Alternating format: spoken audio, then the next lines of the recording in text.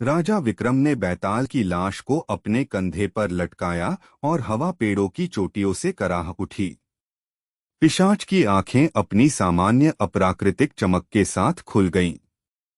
राजा विक्रम, उसने धीमी आवाज में कहा। उसकी आवाज किसी लोरी की तरह बेसुरी हो गई थी। क्या तुमने सुना?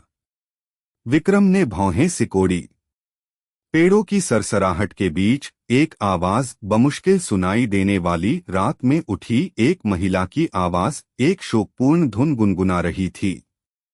यह सिर्फ हवा है, विक्रम ने बड़बड़ाया। बैताल की मुस्कान चौड़ी हो गई। नहीं, हे राजा, यह कब्र का गीत है।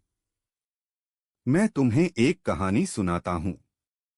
उज्जैन राज्य में कालाखेड़ा नामक एक गांव था, जो एक अनोखी किंवदंती के लिए जाना जाता था।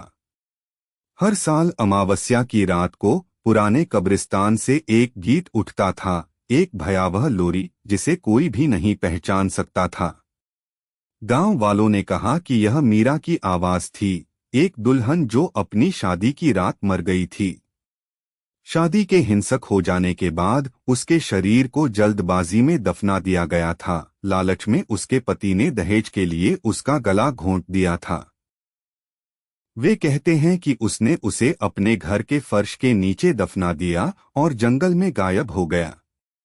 लेकिन घर नहीं भूला। नहीं मीरा।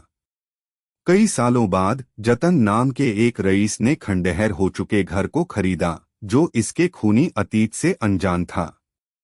वह सपनों से आकर्षित हुआ, एक खूबसूरत महिला के सपने जो फर्श के नीचे से उसके लिए गा रही थी। उसने घर का जीर्णोद्धार किया, इसे फिर से रहने लायक बनाया।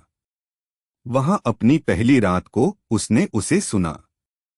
एक लोरी, कोमल, मधुर, उसका नाम पुकारना।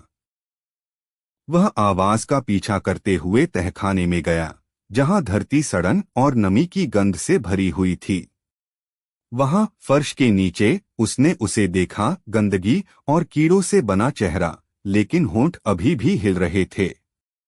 उसने गाया, मेरे प्यारे छायादार गुंबद में सो जाओ, क्योंकि झूठ बोलने वाले दिलों को घर नहीं मिलेगा। मिट्टी के नीचे मैं धीरे से रोती हूं। मेरे साथ यहां आओ या मरना सीखो। जतन चिल्लाया और भागने की कोशिश की, लेकिन दरवाजा बंद हो गया। दीवारों से खून बह रहा था। आवाज तेज तेज गाती रही, जब तक कि उसने अपने कानों को नोचना शुरू नहीं कर दिया। जब अगले दिन गांव वाले आए, तो उन्होंने दीवार पर केवल एक दर्पण पाया, जो चीखते हुए चेहरे के आकार में टूटा हुआ था। जतन का कोई निशान नहीं था। लेकिन उस रात लोरी फिर से आई और एक दूसरी आवाज भी शामिल हो गई। बैताल की मुस्कान फीकी पड़ गई।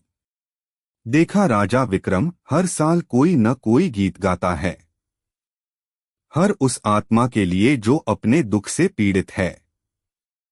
अब भी तुम उन्हें सुन सकते हो। क्या तुम नहीं सुन सकते? विक्रम रुक गया। हवा रुक गई थी, लेकिन लोरी नहीं रुकी थी।